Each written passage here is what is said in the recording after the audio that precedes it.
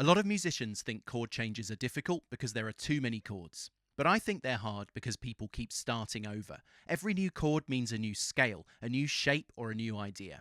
A few days ago, I got an email from a viewer who was learning out of nowhere. They'd been using some of the ideas from this channel, identifying key centers, simplifying 2-5-1s, and everything was going well until they hit this chord.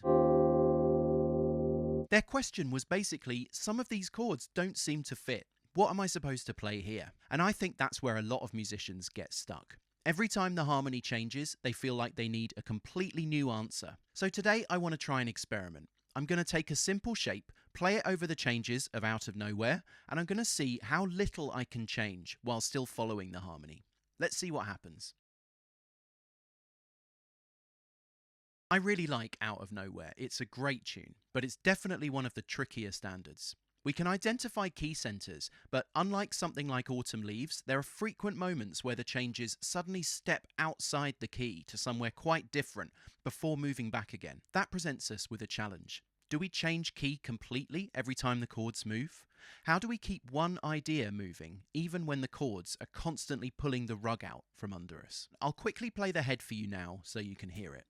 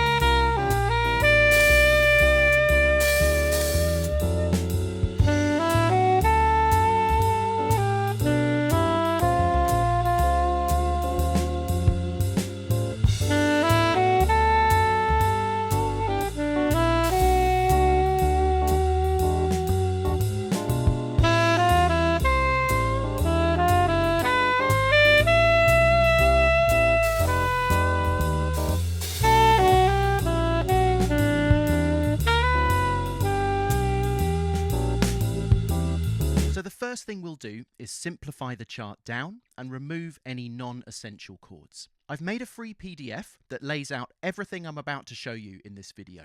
It takes you through everything step by step, and it also includes notation for transposing instruments, so you can practice this yourself on any instrument. There's a link below in the description. I've talked before on this channel about 2-5-1s and how we don't need to think about them as 3 chords. They're essentially 2 sounds. The setup, that's the 2 and the 5, and the release, that's the 1. So today, whenever I come across a 2-5 in this tune, I'm going to remove the 2 chord and just treat the whole 2-5 section as 1 chord, just the 5 chord. So that means here in bar 3, straight away, we've got B flat minor 7 and E flat 7. That's a 2-5. So I'm going to remove the 2 chord, the B flat minor 7, and I'm going to treat both those bars as E flat 7.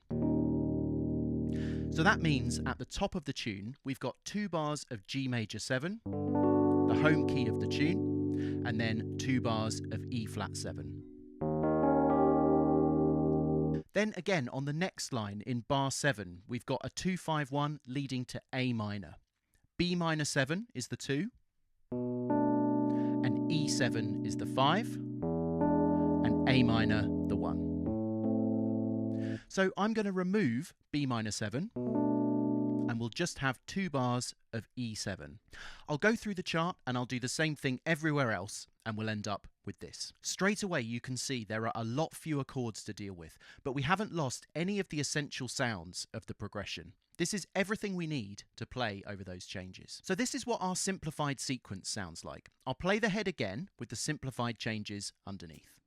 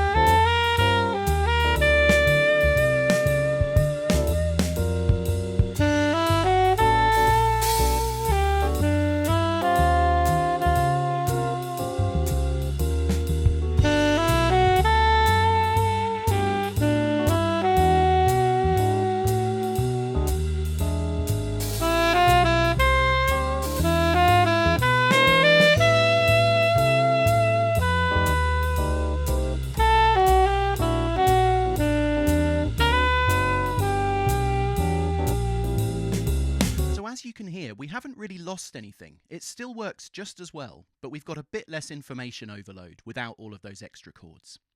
Even so, there's still a lot going on, and a lot of chords that don't move in ways we might expect. That's a real challenge to deal with, without feeling like you have to stop and reset every time you move from one chord to another that doesn't seem to have an obvious connection. So what I'm going to do is take one shape and see if we can keep that shape moving all the way through the chord sequence without stopping and resetting, and without having to come up with a new scale or a new idea every time a new chord flies past. The shape I'm going to start with is a really simple one, but one with a strong jazz pedigree.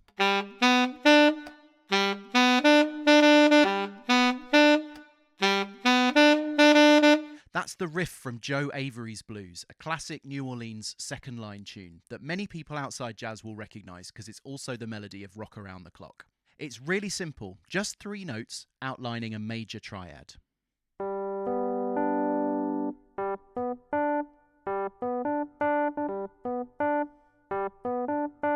So what we're going to do is take that melody and play it all the way through the changes of Out of Nowhere. But when the chords change, we're not going to move the whole shape around, jumping all over the place to follow the chords. We're going to see if we can make as few changes as possible, just adjusting a note here and there, or shifting by the smallest amount to keep it moving through the changes smoothly. So we'll start at the top on G major 7. The shape is simply a G major triad.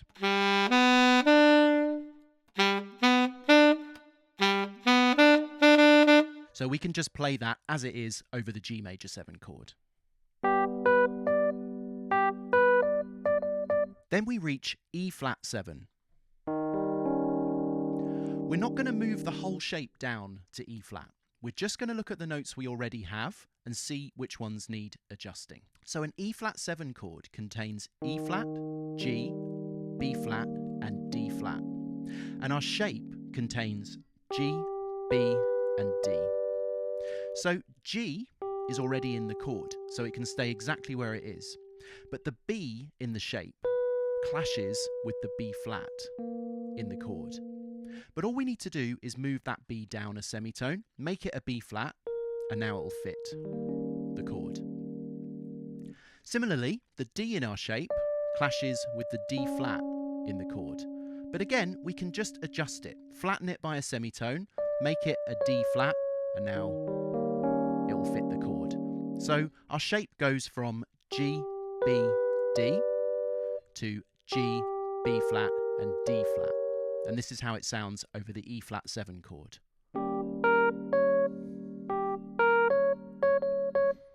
So the first 4 bars will sound like this.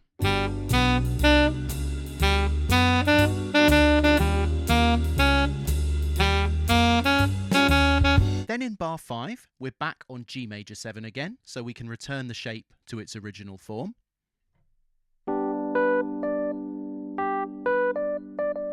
And then we land on E7. E7 contains E, G sharp, B and D. And once again, our shape is G, B and D. So the B and the D already fit the chord. Those notes are in the chord, so they can stay exactly where they are. Only the G clashes. So we'll raise it a semitone to G sharp. And now the shape is G sharp, B and D. And all of those notes belong in the chord. So this is what the first 8 bars sounds like from the top.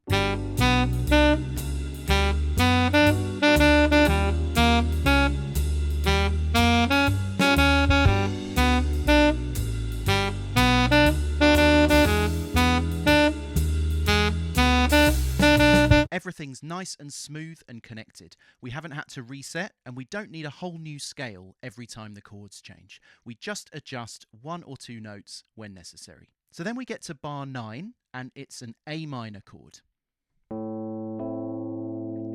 Here, I'm going to move the whole shape up to A minor. There are no notes in common between the A minor chord and the original G major triad shape that we started with. It's only a step away from G major, so now the shape is A, C, E. In the next bar, bar 10, the chords move to E7. A lot of musicians will see a new chord symbol like that one and immediately start looking for a new scale. But E7 is the dominant of A minor.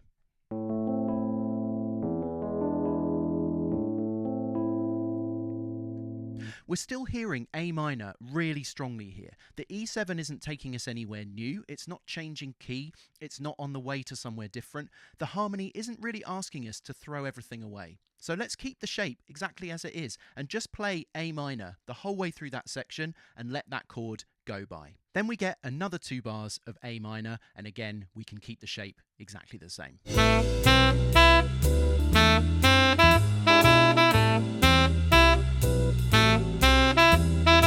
Then we arrive on E flat 7 in bar 13. We've seen that chord before, so we already know the answer. We'll use the same shape we used before: G, B flat, and D flat.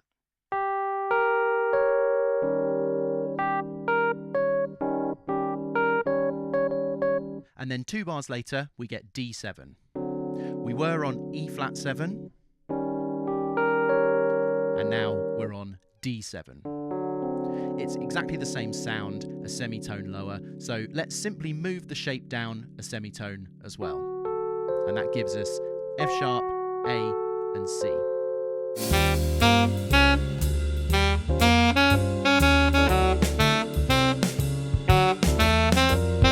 So this is what we've got so far. I'll play through those first 16 bars and I'll keep the shape moving. Notice how little has actually changed.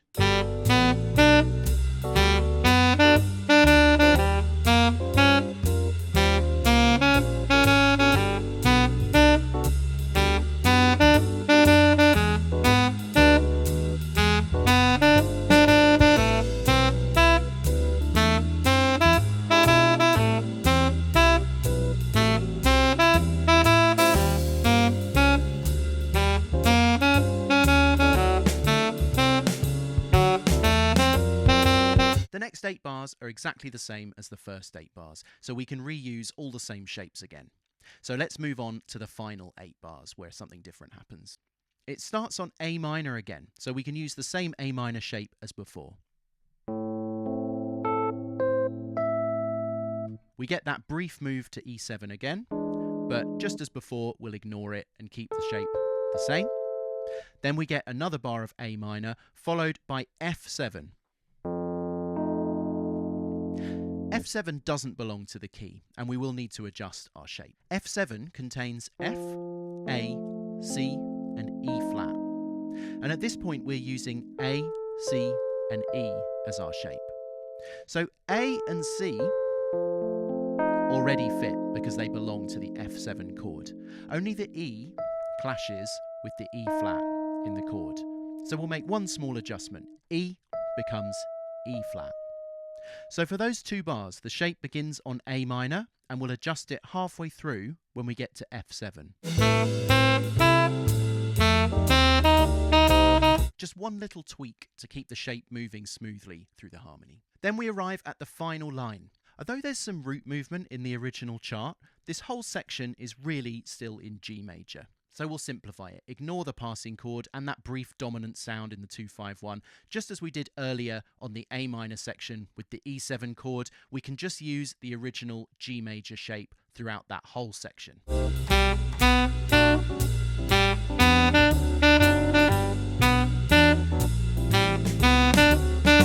So this is what it sounds like to keep that shape moving through the entire tune.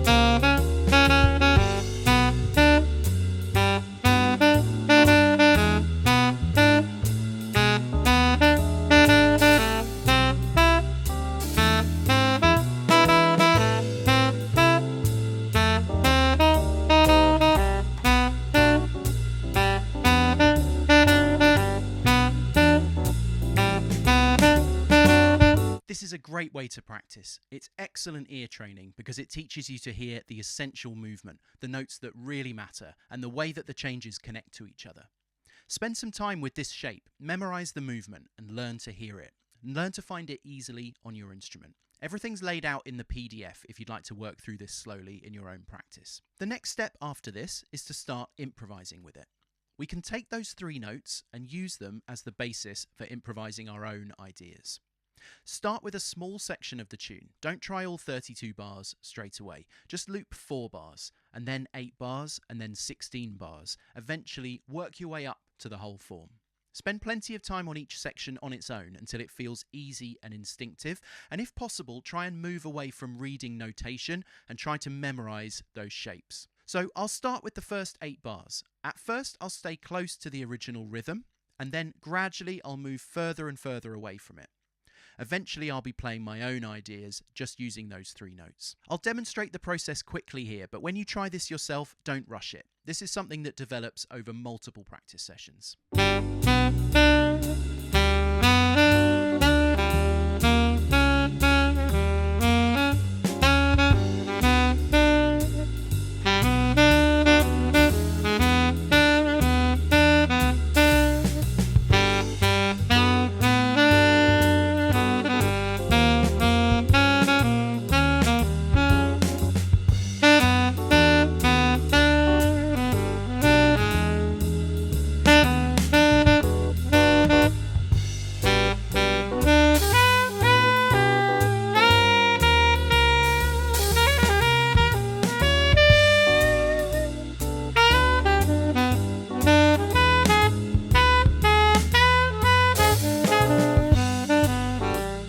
Once you've spent time with each section and worked your way through the whole tune, you could improvise across the entire form using those 3-note shapes.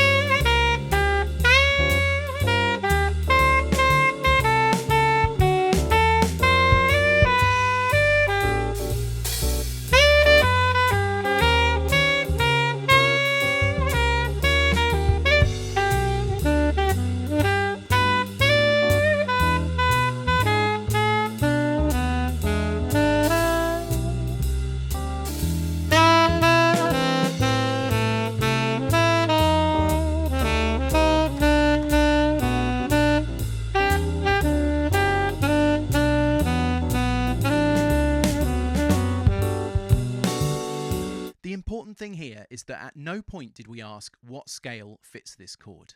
Instead, we started with a simple musical idea and we kept it moving through the harmony, making the smallest adjustments necessary along the way. That's what improvisation often looks like in practice. Not throwing away your ideas and replacing them with another every 2 bars, but adapting and developing them as the harmony unfolds. Now at this point you might be thinking, well, of course that works. It was only 3 notes. But the principle isn't really about that shape. So let's try something a little bit more ambitious. What about the first phrase of Charlie Parker's Ornithology? We can apply exactly the same process to this shape. It contains more notes, but the rules are exactly the same. Keep as much as possible and only adjust what needs adjusting. I won't walk through every step here, but it's all laid out in the PDF. This is what that phrase sounds like across the whole form of Out of Nowhere.